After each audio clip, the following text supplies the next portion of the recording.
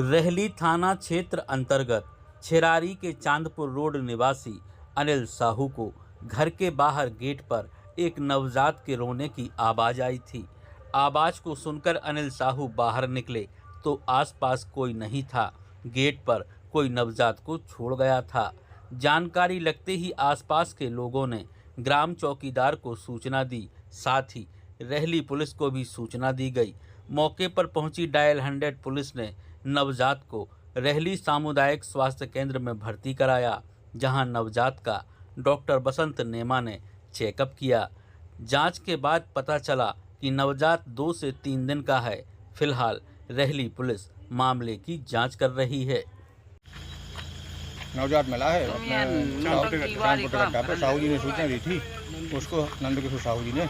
हम लोग उसको हॉस्पिटल ले जा रहे हैं। लगी है, साहू जी ने फ़ोन लगाया था।